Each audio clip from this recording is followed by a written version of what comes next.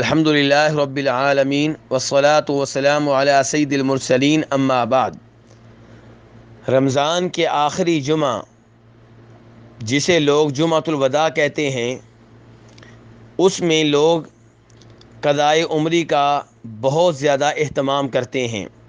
قضائے عمری سے مراد یہ ہے کہ وہ نمازیں جو پوری زندگی میں فوت ہو گئی ہیں ان کی قضا ادا کی جائے، اور اس سلسلے میں کئی ایک من گھڑت روایات بیان کی جاتی ہیں، جن میں سے کوئی بھی ایسی روایت نہیں ہے جو نبی علیہ الصلاۃ والسلام سے ثابت ہو۔ چنانچہ ایک روایت یوں بیان کی جاتی ہے کہ جو رمضان کے آخری جمعہ میں فرد نمازوں کی قضا دے، اس قضا سے 70 سال کی فوت شدہ نمازوں کی قضا مکمل ہو جائے گی، ان کی کمی پوری ہو جائے گی۔ اس روایت کو علامہ عبدالحی لکھنوی رحمہ اللہ نے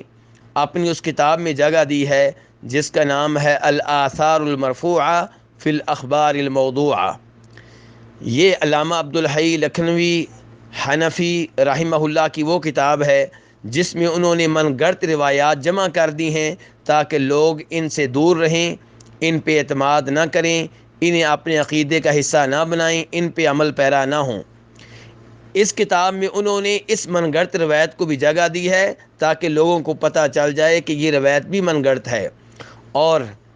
اس کے من گھڑت ہونے کے ثبوت کے طور پہ وہ فرماتے ہیں کہ علامہ علی قاری رحمہ اللہ وہ بھی فرماتے تھے کہ یہ روایت باطل ہے اور قطعی طور پہ، یقینی طور پہ من گھڑت ہے۔ علامہ علی قاری رحمہ اللہ کا تعلق بھی فقہ حنفی سے ہے، اور انہوں نے بھی اس روایت کے بارے میں کہا ہے کہ یہ من گھڑت ہے، بلکہ وہ فرماتے ہیں کہ اس روایت کو فقہ حنفی کی مشہور و معروف کتاب الہدایہ کی شرح لکھنے والوں نے اپنی شروع میں جگہ دی ہے، نقل کیا ہے، لیکن ان کے نقل کرنے پہ اعتبار نہیں کیا جائے گا کیونکہ وہ محدث نہیں ہیں، اور نہ ہی انہوں نے اس من گھڑت روایت کی کوئی قابل اعتبار سند بیان کی ہے۔ ایسے ہی علامہ شوکانی رحمہ اللہ اپنی اس کتاب میں جو انہوں نے من گھڑت روایات کے سلسلے میں لکھی ہے تاکہ لوگ ان من گھڑت روایات سے بچ جائیں، ان سے دور رہیں، اس میں فرماتے ہیں کہ یہ جو روایت بیان کی جاتی ہے کہ جو رمضان کے آخری جمعہ میں 5 فرض نمازیں ادا کرے دن میں یا رات میں، ان 5 نمازوں کے ادا کرنے سے 1 سال کی فوت شدہ نمازوں کی قضا مکمل ہو جائے گی۔ اس کے بارے میں وہ کہتے ہیں کہ اس روایت کے من گھڑت ہونے میں کوئی شک و شبہ نہیں ہے۔ تو خلاصہ کلام یہ ہے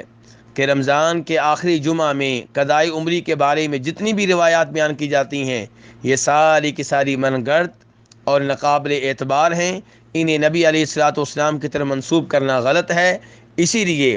علماء کرام نے بڑی شدت سے ان کے اوپر انکار کیا ہے، حتیٰ کہ سعودی علماء کرام کی جو مستقل فتویٰ کمیٹی ہے ان سے جب قضائے عمری کے بارے میں سوال کیا گیا تو انہوں نے بھی کہا کہ یہ چیز جو ہے یہ ایک ثابت نہیں ہے، نہ نبی علیہ الصلوۃ والسلام سے، نہ صحابہ کرام سے، اور نہ بعد میں آنے والے ان ائمہ کرام سے جو قابل اعتبار ہیں۔ اور پھر انہوں نے کہا کہ یہ قضائے عمری جو ہے اس کی شریعت میں کوئی اجازت نہیں آئی،